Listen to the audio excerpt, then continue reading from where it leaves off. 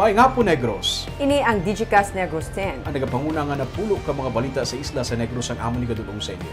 Update niyo kami via Facebook, YouTube, kag sa KCAT Channel 11. Kag subong mabatian niyo kami live sa FM station nga 91.1 FMR Bacolod. Kag yari na ang top 10 nga mga balita sa Negros, subong adlaw. Vendor sa Capital Lagoon kag Bacolod Public Plaza, ipangkakson. Tatlo ka mga balay nagkalasunog sa Talisay City kainas ang aga. Lalaki nga magatambong sa hearing sa korte, gintiro patay. Duha pagid ka mga LGU na patuman sang ban sa mga baboy halin sa ibang nga mga lugar. Kag sa good vibes, retired teacher nga nagdala sang edukasyon sa isla, may kaugalingon nga beach resort sa Triping ni Ruming. Kagrupo nagahatag sa kasanag sa mga komunidad pinagi sa solar lights sa Baganihan.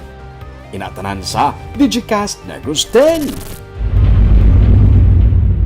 Sa number 10,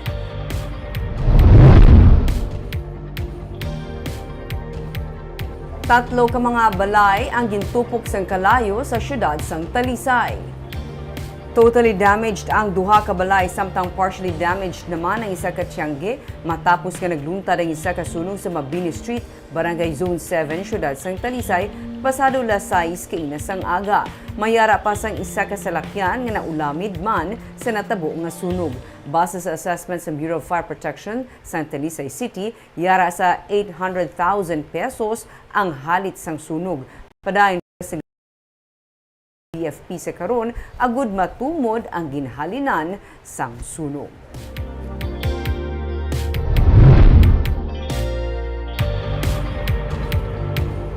Sa number 9, masobra sa 8,000 ka mga local job vacancies ang available para sa mga job seekers sa 2023 Kalayaan Job Fair sa Lunes nga adlaw. May masobra naman sa 1,200 ka mga trabaho abroad ang pwede nga ma-applyan. Sunod sa Department of Labor and Employment, may 51 ka mga local companies sa mga pakigbahin sa job fair nga ila igasakdag sa SMCT sa Bacolod sa Lunes. Ila ginahaylo ang mga job seekers nga magpa-pre-register na nga daan sa link nga ila ginahatag sa ilang page agud to mas mangin madali. Ginapaabot man ang pag-hire on the spot sa mga qualified applicants. Ginapahanungdom ang mga job seekers nga magdalasang nagakaigo nga dokumento nga nagalakip sang ilang mga resume kag ID. Wala labot sa job fair, may pilaman ka mga national agencies nga yara maghahatag man sang serbisyo kasubong sang NBI, SSS, Pag-ibig kag iban pa. Magatanyag ang NBI sang libre nga service sa mga first-time job seeker. Magadala lang sang certification gikan sa barangay. Pati gayunon man ang pagpanagtag sang tupad assistance sa 1,234 ka mga beneficiaries gikan sa Silay City kag Bacolod. At least 51 companies declared their intention to participate during that day, and consisting of several industries like construction, BPOs, transportation services, wholesale and retail services, and other companies. So what do the job seekers do, sir? They just go there and they bring their resume? Yes, they will just bring their personal data, their requirements, and the employers will be there. Invited employers will be there to entertain them. We encourage the applicants to pre-register using the QR code para mas madali. So no need to pila-pila? Hindi na magpila. Magpila na siguro pasulod. Pero it won't take their time.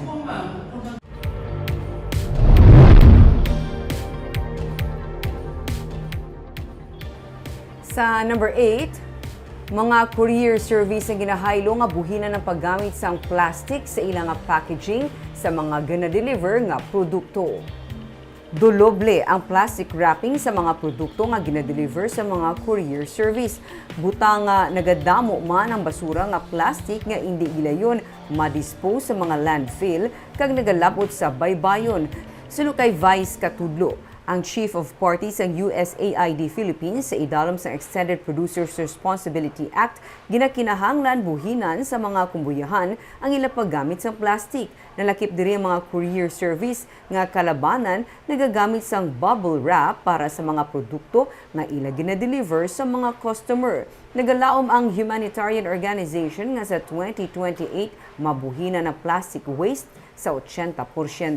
Upod sa USAID, Padayon man ang mga environmentalist group sa probinsya sa pagbabaskog sa kampanya kontra sa single-use plastic kag zero waste projects kabahin sa pagdumdum sang Environment Month. Sa e-commerce, ganun din ang treatment namin. So from Lazada, Shopee, to their logistics providers, magkakasama yun. So that's one ecosystem.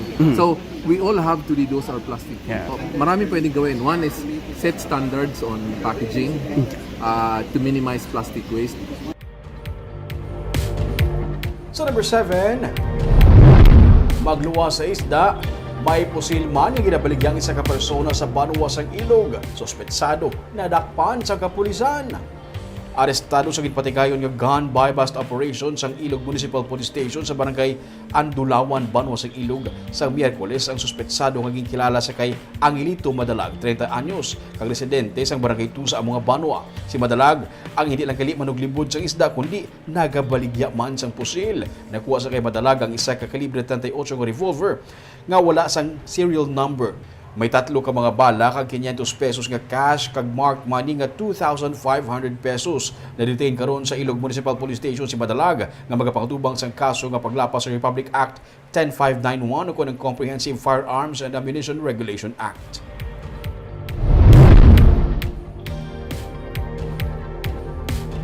Sa number 6, lalaki nga padulong kuntani sa hearing patay matapos nga luthangon sa Siaton, Negros Oriental. Wala na matabangan pa ang Vice President sa paglaom alang sa mga mangunguma sa Negros Oriental o kung pamano nga ginkilala sa kay Jimboy Chavez Yunzon, 30 anyos, residente sang Napakaw, Banwa siyang Siaton sa Negros Oriental. Sa investigasyon sa kapulisan sa Siaton, padulong kuntani si Yunzon sa isa ka court hearing, kaupudan duha ka iban pa sakay sa motorsiklo sang hinali na lang ini ginluthang sa wala pa makilalan nga suspetsado. May isa ka persona nga yara sang natabo ang insidente. Apang hindi sini gid masaysay ang kabubusan nga natabo bangod insigida man ini nga naghapa sa makabati sang lupok. Igo sa ulo ang rason sa gilayon nga kamatayon ni Yunzon. Si Yunzon ang ginatudlo man suspect sa isa ka shooting incident sa Panaon Albiga, Siaton sa tinalikdan nga Pebrero 17. Kag biktima sini si Jomar Lacomba Gargoles. Gintinguan pa nga madala sa isa ka medical facility si Yunzon. Apang gindeklara ini nga dead on arrival. Sa karon padayon pang hot pursuit operations ng kapulisan batok sa mga suspetsado. Blanco pa sa karon ng kapulisan sa motibo sang krimen.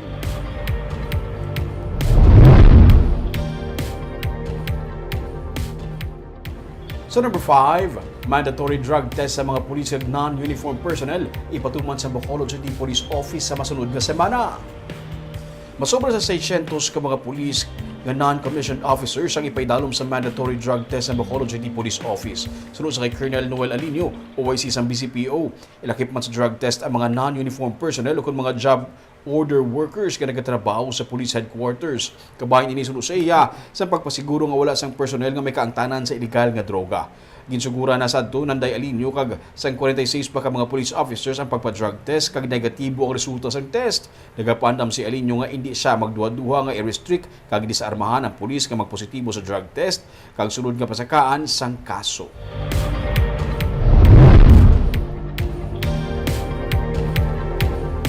Sa number 4, sa mga nakakuha sang stall sa annex building sang Libertad Market, sa raffle nga ginpatigayon ang sarang na makasugod pwesto sa masunod nga semana. Masunod naman nga i-raffle ang stall sa second floor. Sa mga may pwesto sa Bagsakan, kag nakakuha sang pwesto sa Merkado, ang iga-refer naman sa City Legal Office. May report si Romeo Subaldo.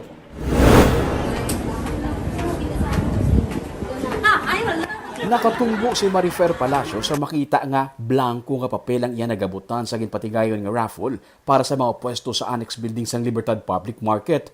May 287 ka mga applicants nga luyag makabaligya sa ground floor sang annex building, pero may 91 lang ka mga bakante nga stalls. Gani para malikawan ang kinagamo kag reklamo, pinagi sa Tambiolo ang pag-raffle sa mga makakuha sang pwesto. Ang makagabot sang numero makakuha sang pwesto. Ang makakuha sang blanco nga papel wala sang pwesto.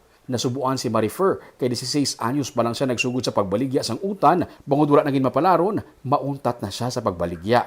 Kung saan upa nagsugod na siya sang iya kaugalingon nga pamilya. Night market ng Mantanay-Tani, ibutang na lang nila sa lugar nga maka-plus target kami, nga arap lang pang adlawan, kung may mga balayran man kami kung aga, di na naman ko kung wala kami tinda kung aga.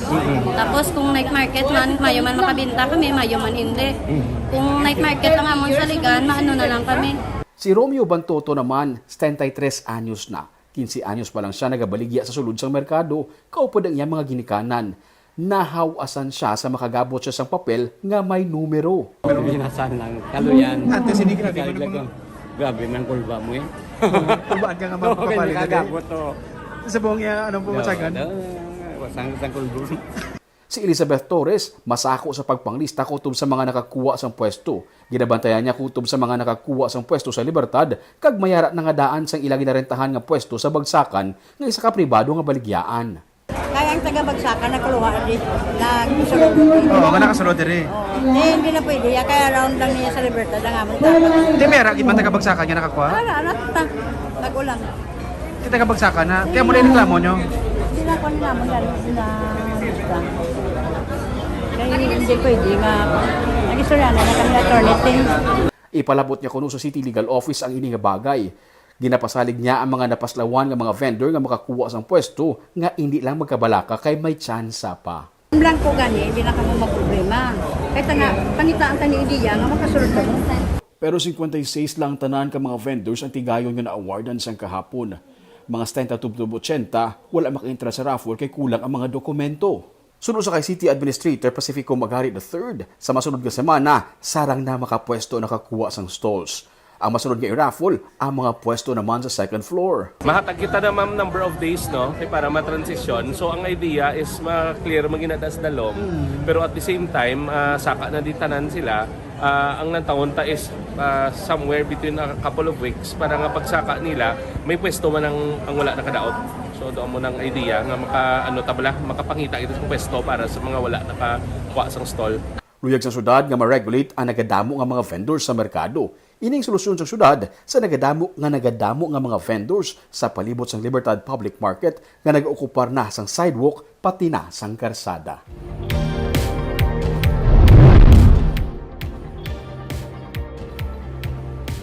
So number 3, Sugar Regulatory Administration nagaduso sa 85 pesos na suggested retail price sa kada kilo sang kalamay.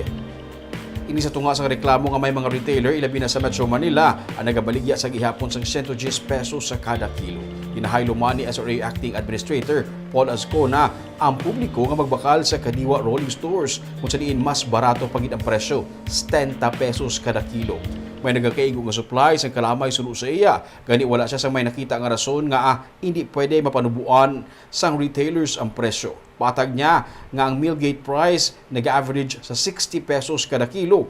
Kag idugang pa ang mga iban nga cost kasubong sa pag-refine sa kalamay, ang hauling, repacking kag retailing may nagakaigo nga ginansya sa 85 pesos kada kilo. Ginapanawagan man ni Azcona ang iban pang government agencies ilabi na ang mga local government unit sa pagpatuman sa SRP labi na nga wala man sa poder ang SRA nga ipatuman ini. Sa number 2,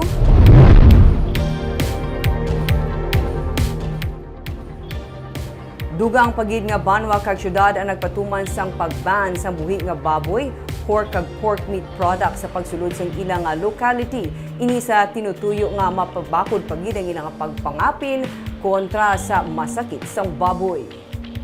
Nagpagwas ang memorandum si Isabela Mayor Irene Montilla kag executive order naman si Mayor Raymond Tungson sa pagban sang baboy kasubuman pork kag pork meat products. Sa records ng Provincial Veterinary Office, wala pa sa may na-report nga pig deaths sa amo nga mga lugar. Damlag pa, nagpatuma na sang banning ang Moises Padilla. Padayon ang pagsaka sang kahalitan tugas ang pig deaths kag sa June 8 nga report sang PVO inangyara na sa 128 million pesos. Samtang padayon man ang pagpabakod sang animal biosecurity sa Sagay, Cadiz kag Manapla kasunod sang ginreport nga ASF case sa kaiping nga syudad sang Victorias. Nalakip nga gintalakay sa Sinapol upod sa tiglawas sang PVO Kagtag sa kaalkalde among pig movement guidelines kag disease surveillance. Sa 6th District naman, ginhatagan sa talatapan ni Congresswoman Mercedes Alvarez ang 30 tanan kasako sa bugas bilang suporta sa ASF checkpoints personnel na nagatutok para malikawan ang paglapta pagid sa masakit sa kasapatan.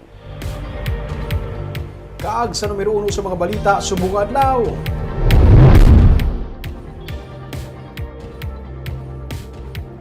Mga food vendors sa Bacolod City Public Plaza pati na sa Capitol Lagoon ginapahalin sang City Legal Office. Kada gabi, nagadugang sanag ang North Capitol Road tungod sa mga nagaidas nga food vendors nga naganegosyo sa lugar. Pero sunod sa kay City Legal Officer Attorney Romeo Carlos Ting Jr., hasta man mag-aga, wala nagahalin ang pila sa ila kag halos nangin tululugan na sang kalabanan sa ila nga mga baligyaan.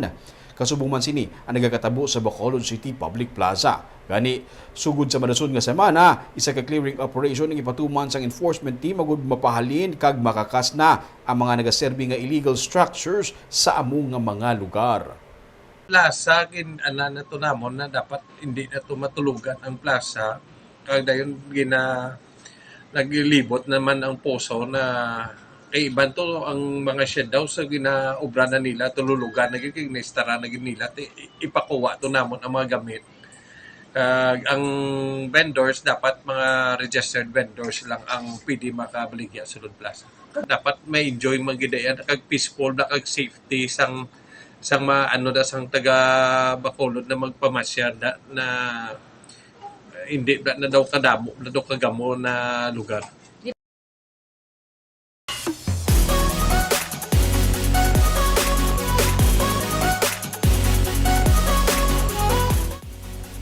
Kaag, yari naman ang pangpabalo namon niya pang pag-good vibes sa inyo sining weekend. Isa ka retired teacher nga tumandok sa Talisay City ang nagdala sang edukasyon sa isa ka isla sang Guimaras. Tumandok siya sa Talisay City kag didto na nakapamana.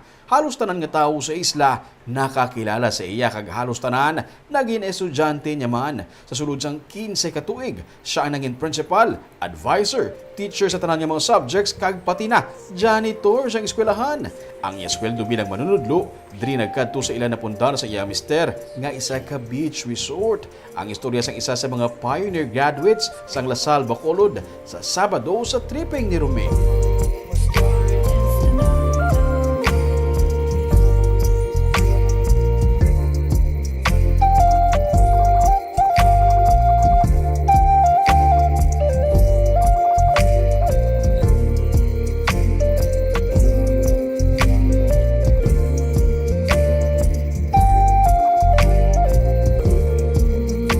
Mga Hero of Light ang tawag sa ila, mga volunteers ang Seed for Com nga upod sa iban nga mga partner organization na tagaan nila sang kasanag ang mga komunidad pinagi sa Solar Light Project. Lilibo naman ang ilan na buligan, hindi lang diri sa probinsya, kundi sa iban nga mga lugar sa pungsod, pinaagi sa mga sustainable livelihood programs dungan sa pagpatuman sa environmental protection initiatives. Aton sila pinalahon sa sila naman nga pasud sang paganihan sa Sunday. Barb, ato na weekend puno sang heroic stories. Teachers, storya si teacher kag sa mga naghatag sa kasanag sa community. Mga inagurumi nga bagay, calling din nila nga mga Barb, si Ma'am 50 years sa isla, imagine na pala. Gin-give up yung gurumi, no? Kadamo na siguro sa gin-give up. Kadamo, git. Kaaga mo yan itong mga balita sa Negros subungad daw. Kay man sa panahon karon importante nga may ihibalo ka sa nagakatabo sa imo nga palibot. So dapat balanse kag eksakto mga impormasyon. Padayon kami nga magapangalagad sa Negrosanon. Ako si Barbara Mijares. Tubtub sa Lunes, ako naman si Romeo Subaldo. Happy weekend.